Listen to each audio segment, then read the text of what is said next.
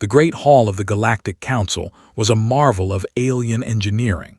It floated in the empty space above Prime, a station so large that it could hold a small moon inside its walls. Lights of every color danced across its surface, and ships from 100 different worlds docked at its ports every hour. This was the heart of galactic civilization, the place where the fate of entire species was decided with a simple raise of hands. Admiral Daniel Carter watched the live broadcast from the bridge of his flagship, the USS Resolute. He was a tall man with gray hair and eyes that had seen too many battles. His uniform was crisp and clean, but there were old scars on his hands that told stories of harder times. Beside him stood Commander Morgan, a woman half his age but twice as sharp. She studied the holographic display floating before them, her dark eyes moving quickly across streams of data. "They are starting the vote," she said quietly. On the screen, the council chamber came into view. It was a circular room with seats arranged in rising tiers, like an ancient amphitheater. Each seat belonged to one of the 12 elder species, the races that had ruled the galaxy for thousands of years before humanity had even learned to make fire. They were strange and wonderful creatures. They looked like giant insects with shells of dark blue armor. There were serpentine beings with scales that shimmered like oil on water. They appeared as figures of pure light, their forms shifting and changing with their moods. And then there was humanity's seat. It was smaller than the others, placed at the very edge of the chamber, almost as an afterthought. Humanity had only been part of the council for 32 years. In galactic terms, this was less than the blink of an eye. The elder races saw humans as children, primitive creatures who had stumbled into space by accident. Ambassador Cole sat in that small seat now. He was a patient man with kind eyes and a voice that could calm storms. He had spent his entire career trying to build bridges between humanity and the elder races. Today, he knew those bridges were about to burn. The High Chancellor rose from his seat. His name was, and he was ancient even by the standards of his long-lived species. His shell was cracked in places, showing the pale flesh beneath, and his many eyes glowed with cold intelligence.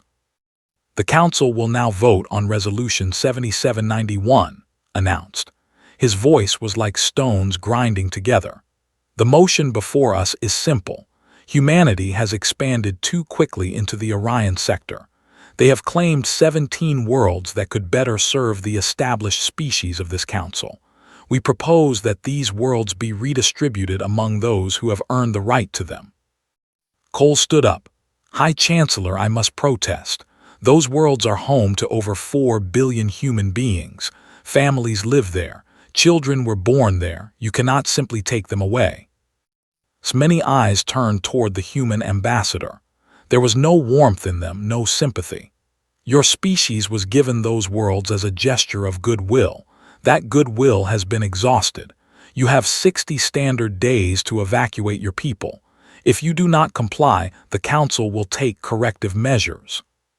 Tried to speak again, but his microphone had been muted. He stood there in silence as the vote began. One by one, the elder species cast their votes. The voted yes. The voted yes. They hesitated for a moment, their glowing forms flickering with what might have been doubt, but in the end they too voted yes. Every single elder race voted to strip humanity of its homes. Cole cast the only opposing vote. It changed nothing. The motion passed with overwhelming support. Back on the Resolute, Admiral Carter watched the final count appear on the screen. 12 votes in favor. 1 vote against. He had expected this outcome, had prepared for it, but seeing it happen still filled him with a cold anger. "Those worlds have been ours for 20 years, Commander Morgan said. Her voice was tight with controlled fury. "We built cities there. We raised families, and they think they can just take them because they want them." Carter did not answer immediately. He was thinking about history, about all the times humanity had faced impossible odds. He thought about the ice ages that had nearly frozen their ancestors into extinction. He thought about the plagues that had killed millions. He thought about the world wars that had brought their species to the edge of annihilation. Each time, humanity had survived. Each time, they had come back stronger. A slow smile spread across his weathered face. Morgan looked at him with confusion. "Sir, why are you smiling?" "Because they have made a terrible mistake," Carter replied. "They think they know what we are. They see us as the peaceful traders and explorers we have pretended to be for the last 30 years. They have no idea what humanity is capable of when someone threatens our homes." He turned to face his crew. The bridge of the Resolute was filled with men and women who had dedicated their lives to service. They were engineers and scientists, soldiers and pilots. They were humanity's best, and they were watching their admiral with steady eyes. "Send a message to Earth," Carter commanded. "Priority 1, tell them what has happened. Tell them to wake up the old programs. It is time to remind the galaxy why humans stopped fighting each other." Morgan nodded and began transmitting the orders. Across human space, other ships were receiving similar commands. The military installations that had been quiet for decades began to stir. The factories that had been sealed since the last Terran War started to hum with new life. On Prime, the council members were celebrating their easy victory. They raised glasses of exotic drinks and congratulated each other on putting humanity in its place. They did not notice the human ambassador quietly leaving the chamber. They did not see the small smile on his face that matched the one worn by Admiral Carter. Humanity had been patient for 32 years. They had played the role of the humble newcomers, eager to learn and quick to please. But that had always been a choice, never a necessity. The truth was far different. Humanity had not shared its real capabilities with the Council because they knew what happened to species that appeared threatening. They had hidden their strength behind a mask of weakness. Now that mask was about to come off. In the darkness of space, human ships began to move. Messages flew between colonies at speeds the Council thought impossible. And on 100 different worlds, 4 billion human beings looked up at the stars and prepared to fight for their homes. The vote had been cast, the war had begun, and humanity was grinning. The message from Admiral Carter reached Earth in less than an hour. It traveled through a network of communication relays that humanity had built in secret, using technology that the Galactic Council did not know existed. When it arrived at the United Terran Parliament building in Geneva, the reaction was immediate. Secretary of Defense Lisa Monroe read the message 3 times before she believed it. She was a small woman with silver hair and the sharp mind of someone who had spent 40 years preparing for a day she hoped would never come. Now that day had arrived, and she felt strangely calm. She called an emergency session of Parliament. Within 2 hours, every representative from every human world was connected through secure channels. The Great Hall in Geneva was filled with serious faces and quiet anger. "The Council has voted to take our homes," Monroe announced. Her voice was steady but hard. "They have given us 60 days to remove 4 billion of our people from worlds we have lived on for 2 decades. If we do not comply, they will use force." A representative from New Montana stood up. His name was Henry Dawson, and his family had been among the first settlers on that world. "What are our options?" he asked. Monroe looked around the chamber. "We have 2 choices. We can submit and lose everything we have built, or we can fight and show the galaxy what humanity truly is." The vote that followed was the fastest in parliamentary history. Every single representative voted for war. There was no debate, no hesitation. The Council had united humanity in a way that nothing else could have. Deep beneath the Rocky Mountains, in a facility that did not officially exist, Dr. Aaron Park received his orders. He was a thin man with thick glasses and the nervous energy of someone who loved his work too much. For 15 years, he had been the chief engineer of Project Prometheus, humanity's most secret weapons program. The facility had been built during the last Terran War, over 200 years ago. Back then, humanity had nearly destroyed itself with weapons so powerful that they scared even their creators. When the war ended, the survivors had made a promise. They would never use these weapons against each other again. But they had not destroyed them. Instead, they had hidden them away, waiting for a day when they might be needed. That day had come. Dr. Park walked through corridors that had been sealed for decades. Dust covered everything, but the machines beneath the dust were still perfect. Human engineers had built them to last forever, and they had succeeded. "Begin the wake-up sequence," Park ordered his team. "Start with the shipyards, then move to the weapons factories. We have 60 days to remind the galaxy why humanity used to be afraid of itself." The machines hummed to life. Deep underground, robotic arms began to move. Assembly lines that had been frozen in time started rolling again. In shipyards hidden inside asteroids, the frames of warships began to take shape. Meanwhile, across human space, a different kind of preparation was happening. On every colony world, civilians were being moved to safety. But this was not the evacuation that the Council expected. Families were not being shipped off to refugee camps on distant worlds. Instead, they were being taken to bunkers and hidden stations that every human colony had maintained since the day they were founded.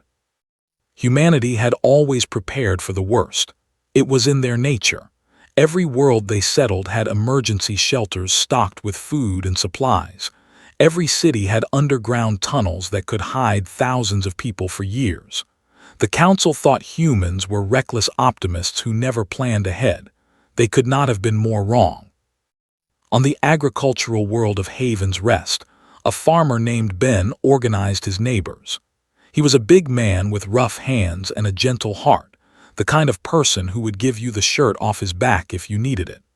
But he had also served in the Terran Defense Force for 20 years before retiring to grow crops and raise cattle. "Everyone knows their positions," he told the gathered crowd. They were farmers and teachers, doctors and shopkeepers. They were ordinary people who had never expected to fight a war.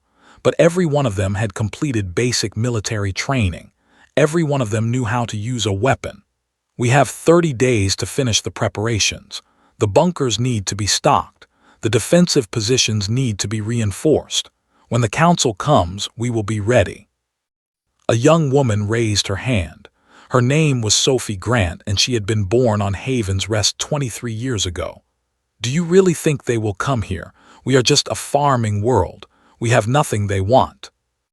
Ben looked at her with sad eyes. "They will come to every human world. They want to break us, to show the galaxy that we are weak. But we are going to show them something different. We are going to show them that every piece of human territory is defended. Every single inch." Commander Morgan was coordinating the larger strategy from the USS Resolute.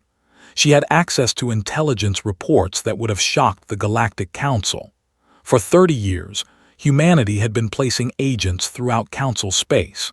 They worked as traders and diplomats, scientists and servants. They watched and listened and reported back everything they learned. Now that network was proving its worth. Morgan knew exactly how many ships they had. She knew the weaknesses in their technology. She knew which council members were having second thoughts about the vote and which ones were eager for war.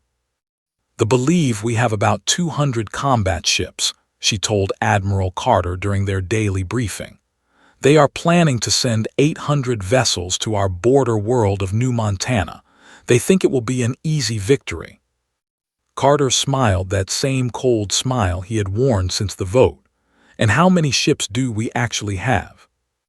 3,000 combat-ready vessels are hidden in asteroid fields and gas giants throughout our territory. Another 500 are being completed in the secret shipyards.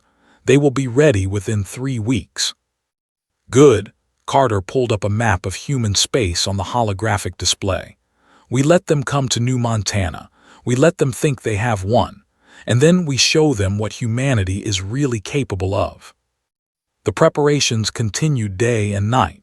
Ships moved through the darkness of space, taking up positions that had been planned decades ago.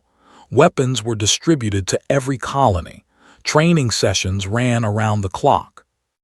The Council believed that 60 days was more than enough time to force humanity's surrender. They did not understand that 60 days was more than enough time for humanity to prepare for war. On the 40th day, the fleet launched from there. 800 warships, each one bristling with weapons, each one crewed by warriors who had never known defeat. They were confident, even arrogant. They expected to find a broken species ready to submit. They were about to learn how wrong they were. Across human space, the final preparations were completed. The civilians were safe in their bunkers. The soldiers were in position. The hidden fleets were ready to strike. And on the bridge of the USS Resolute, Admiral Daniel Carter watched the ships approaching and smiled. "Send the final message to all forces," he commanded. "Remind them of what we are fighting for. Remind them of what humanity has survived. And tell them that today we show the galaxy why no one should ever threaten human homes." The message went out to every ship, every colony, every soldier waiting in the darkness. And then humanity went silent, waiting for its enemies to walk into the trap. High Commander stood on the bridge of his flagship, the dreadnought Eternal Conquest. He was one of the most decorated warriors in the history of his species, a soldier who had fought in 17 campaigns and never tasted defeat. His dark blue shell was covered with medals and honors, each one representing an enemy crushed beneath his feet. Today would add another victory to his long list. The humans were nothing. They were soft creatures with weak bodies and short lives. They had no real military tradition, no history of conquest. This would not be a battle, it would be an execution. His fleet dropped out of faster-than-light travel above New Montana on day 45 of the deadline. 800 warships spread across the darkness of space, their weapons charged and ready. It was overwhelming force, enough to crush any resistance 10 times over. But something was wrong. The planet below was dark. The cities that should have been glowing with lights were black and silent. The orbital stations that should have been full of panicking civilians were empty. There were no ships fleeing, no distress calls, no signs of life at all. "Scan the planet," ordered. His voice was calm, but a small part of him felt uncertain for the first time in centuries. His sensors officer worked the controls. No energy signatures in the cities, High Commander. No movement on the surface. It appears the humans have abandoned the world. Made a sound of disgust. "Cowards. They ran rather than face us. Send ground forces to secure the capital. We will plant our flag in their empty streets and broadcast it to the galaxy." 50 landing craft descended toward the planet's surface. Each one carried 100 warriors, soldiers bred for combat from the moment of their birth. They expected to find abandoned buildings, and perhaps a few stragglers too slow to escape. Lieutenant Commander Davis watched them come from her position in the mountains above the capital. She was lying flat on a rocky ledge, her body covered by a camouflage cloak that made her invisible to sensors. Around her, 10,000 human soldiers waited in perfect silence. The landing craft touched down in the main square of the capital city. Their doors opened and warriors poured out, weapons raised, searching for threats that were not there. They spread through the empty streets, checking buildings, finding nothing but dust and silence. "They really did run," one of the soldiers laughed. "These humans are even weaker than we thought." That was when the mountains opened. Hidden doors built into the rock face slid apart, revealing weapons that they had never seen before. They were massive cannons powered by energy sources that the Council had declared impossible to build. They fired beams of concentrated light that cut through armor like it was paper. The landing craft exploded before they could even begin to lift off. Soldiers dove for cover, but there was no cover that could protect them from weapons designed to destroy starships.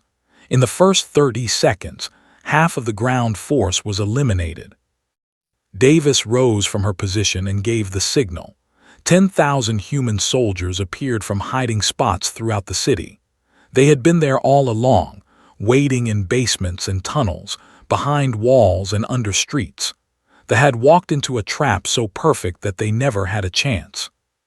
High Commander watched the disaster unfold from orbit. His ground forces were being destroyed with a speed that should have been impossible. "Send reinforcements," he ordered. "Launch all remaining landing craft." But before he could complete the order, something else happened. From the asteroid belt at the edge of the system, human ships began to appear. They were small, sleek vessels that moved with incredible speed. They had been hiding among the rocks, their engines cold, invisible to every scan. There were hundreds of them. Commander Morgan led the space assault from the bridge of the stealth frigate Silent Strike. Her ship was one of humanity's designs, built in secret over the past decade. It was faster than anything the Council had ever produced, and it carried weapons that could cripple a dreadnought with a single shot. "Target their communication arrays first," she ordered her fleet. "Cut them off from the rest of the Council. I want them blind and deaf." The human ships struck like wolves hunting deer. They moved through the formation with impossible grace, firing precisely targeted shots that disabled sensors and communication systems without destroying the ships themselves. Admiral Carter had been very clear about his orders. This was not about killing. This was about sending a message. Within 2 hours, the 800 ships of the fleet were crippled. They drifted helplessly in space, unable to call for help, unable to fight back. Their weapons were offline. Their engines were dead. They were completely at humanity's mercy. High Commander stood alone on his bridge. His crew was alive but helpless. His fleet, the pride of the hegemony, had been defeated by a species they had dismissed as primitive. He could not understand how this had happened. The humans were supposed to be weak. They were supposed to be afraid. A communication signal came through on a frequency that should have been blocked. The face of Admiral Daniel Carter appeared on the main screen. He looked calm and almost friendly, like a man who had just finished a pleasant conversation rather than a devastating battle. "High Commander," Carter said, "I hope you are comfortable." Many eyes burned with hatred. "What have you done? This is impossible. Your technology cannot match ours." Carter smiled. It was not a cruel smile, but it was not kind either. It was the smile of someone who knew a secret. "You made a mistake that many have made before you. You saw humans being peaceful and assumed we did not know how to fight. The truth is that we are very good at fighting. We are so good at it that we almost destroyed ourselves. We choose peace because we know what happens when we choose war." "The Council will crush you for this," hissed. "They will send every fleet in the galaxy." "I hope they do," Carter replied. "Because I want you to deliver a message. Go back to your council. Tell them what you saw here today. Tell them that humanity does not surrender its people. Tell them that humanity does not give up its homes. And tell them that if they want war, we are happy to oblige." He leaned forward, and for a moment his friendly expression disappeared, replaced by something cold and hard. "We have been pretending to be weak for 30 years. That pretense is over. The next fleet that threatens a human world will not be allowed to retreat. Am I clear?" Said nothing. There was nothing to say. Carter's expression softened again. "Your ships will be released. Your crews will be unharmed. We are not monsters, High Commander. We simply refuse to be victims. Go home, tell your story, and pray that your leaders are wise enough to listen." The communication ended. A few hours later, the ships were given just enough power to limp back to Council space. They carried with them the news that would shake the galaxy. Humanity was not weak. Humanity was not afraid. And humanity was only getting started. The news from New Montana spread across the galaxy faster than light itself. Every species, every world, every being with access to a communication terminal heard the impossible story. 800 warships had been defeated by the primitive humans. The mightiest military force in the Council had been humiliated by the youngest species in the galaxy. On Prime, the council met in emergency session. The great hall that had seemed so powerful during the vote now felt smaller, darker. The elder races looked at each other with something they had not felt in thousands of years: fear. High Chancellor slammed his armored fist against his podium. "This changes nothing," he declared. "The humans won a single battle through trickery and surprise. We will gather the combined fleets of all 12 species, 4,000 warships. Let them try their tricks against that." Some of the council members nodded, but others hesitated. The representative, a being of shifting golden light named, spoke carefully. "Perhaps we should reconsider. The humans have shown strength we did not expect. Maybe negotiation would be wiser." "Negotiation?" His voice dripped with contempt. "We do not negotiate with lesser species. We give orders and they obey. If the humans will not obey, they will be destroyed." The council voted again. This time, the vote was not unanimous. 3 species voted against continued war, but 9 voted in favor, and that was enough. The combined fleet began to assemble. Admiral Daniel Carter had expected this response. He sat in his ready room aboard the USS Resolute, reviewing reports from across human space. The victory at New Montana had bought them time, but he knew it was only the beginning. The real test was coming. Commander Morgan entered with new intelligence. "They are gathering at the," she reported, 4,000 ships from 12 species. It is the largest fleet assembled in council history. Carter nodded slowly. "Good. That means they have pulled forces from everywhere else. It is time for Operation Blackout." Operation Blackout was humanity's true master plan. While the council gathered its fleet in one place, human ships would strike everywhere else. Using faster-than-light drives that the council believed impossible, small groups of human vessels appeared simultaneously at 17 different locations throughout council space. They did not attack civilian targets. They did not destroy cities or kill innocent beings. Instead, they hit military installations, communication hubs, and supply lines. They appeared without warning, struck with devastating precision, and vanished before any response could be organized. On the human ships destroyed a weapons factory that supplied half the council's ammunition. On a colony, they disabled a communication relay that connected 3 sectors of council space. On a dozen other worlds, they struck at the infrastructure that made the council's war machine possible. The effect was chaos. Species that had not worried about defense for centuries suddenly found themselves vulnerable. Fleets that had been preparing to join the combined force were called back to protect their home systems. The alliance that had built began to crack. But the most important operation was happening on Prime itself. Ambassador Cole had been detained since the original vote. The council had placed him in a comfortable but secure facility, expecting that humanity would eventually surrender, and he would be released as a gesture of goodwill. They had underestimated how much humans valued their own. Captain Price led the rescue team.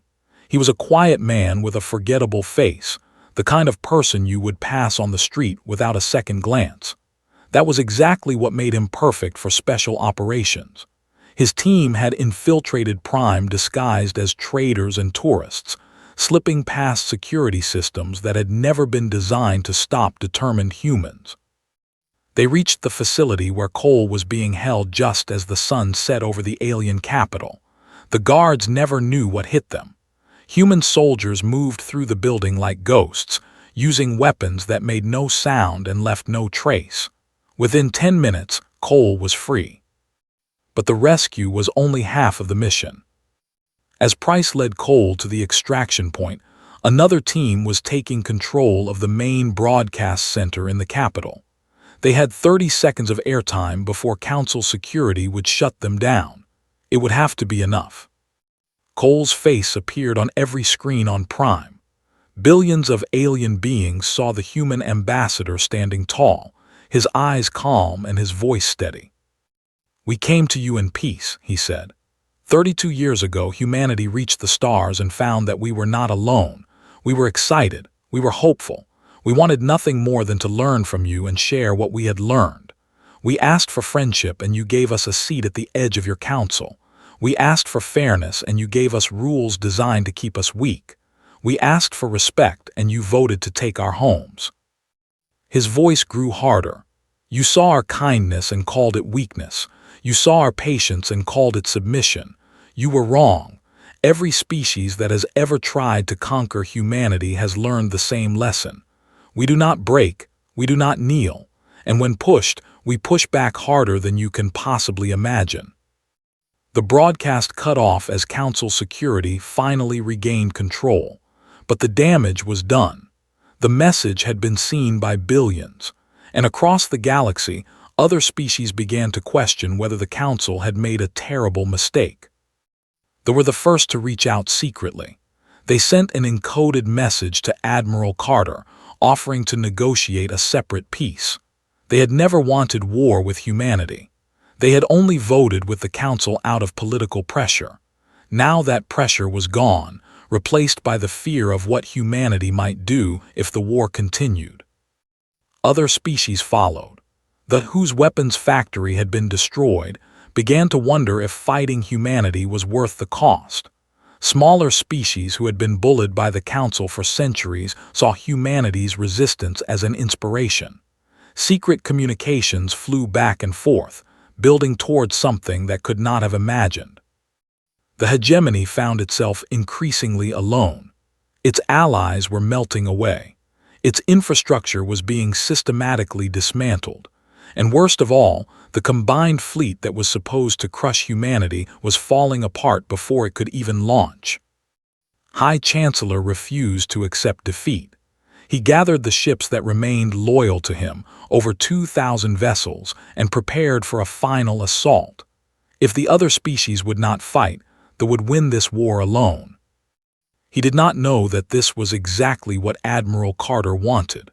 The human strategy had always been to isolate to strip away their allies, to make them face humanity alone. And now that moment had arrived. As the fleet prepared to launch, human ships gathered in the darkness between stars. They were waiting for the enemy to come to them. And when they arrived, they would find something far worse than the trap at New Montana. They would find a humanity that had stopped holding back. The Battle of Prime was the largest space engagement in recorded galactic history. 2,000 warships, the entire remaining military strength of the hegemony, faced a human fleet that had materialized from the darkness without warning. Admiral Daniel Carter stood on the bridge of the USS Resolute, watching the enemy formation on the tactical display. They had arranged themselves in a traditional combat sphere, a formation that had won them 100 wars over 10,000 years. It was powerful, disciplined, and completely outdated against what humanity had brought. "All ships, this is Admiral Carter," he broadcast to his fleet. "Remember your orders. We are here to end this war, not to commit genocide. Disable, do not destroy. Force surrender, do not annihilate. We will show the galaxy that humanity knows how to win without becoming monsters." The battle began. Human ships moved through the formation like water through fingers. They were faster, more agile, and equipped with weapons that could strike with surgical precision. Captains tried to track their enemies, but the humans were always somewhere else, appearing and disappearing like ghosts. High Chancellor watched his fleet crumble from the bridge of his flagship. Ship after ship reported critical damage. Engines failed. Weapons went offline. Communication systems died. But strangely, almost no ships were being destroyed. The humans were deliberately sparing lives. "Why do they not kill us?" he demanded of his officers. "We would not show them such mercy." None of them had an answer. Within 6 hours, it was over. The entire fleet was disabled, drifting helplessly in space. Thousands of ships full of warriors who had expected to fight to the death found themselves alive but utterly defeated. It was a humiliation beyond anything in history. Admiral Carter did not gloat. He did not demand unconditional surrender. Instead, he sent a simple message to the below. We are sending a diplomatic envoy. We suggest you receive them peacefully. Commander Morgan led the diplomatic team that landed in the capital. She had traded her military uniform for formal diplomatic attire, but there was still steel in her eyes. She walked through streets lined with soldiers who watched her with a mixture of hatred and fear. She did not flinch. The High Chancellor's palace was a massive structure of dark stone and sharp angles, designed to intimidate anyone who approached. Morgan walked up its steps like she was visiting a neighbor's house. Her team followed close behind, calm and confident. Inside the throne room, High Chancellor waited. He was surrounded by 1,000 of his personal guards, each one armed with weapons that could cut a human in half. It was meant to be a show of strength, a reminder that even in defeat they were dangerous. Morgan ignored all of it. She walked straight to the center of the room and stopped before the High Chancellor's throne. "Your fleet is gone," she said simply. "Your allies have abandoned you. Your colonies have surrendered to our forces without a fight. But humanity did not come here to conquer. We came to make a point." Many eyes blazed with hatred. "And what point is that?"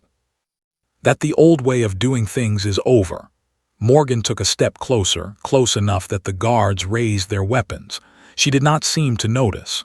For thousands of years, the strong have ruled this galaxy. The elder species take what they want from the younger ones. The powerful exploit the weak. That ends today. "You think you can change the nature of the galaxy?" laughed bitterly. "You are children playing at games you do not understand."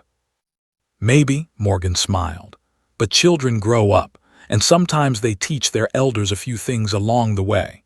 She pulled out a data pad and placed it on the floor before the throne. "This is our proposal, a new galactic assembly to replace the old council. Every species gets an equal vote regardless of age or power. No more forced relocations.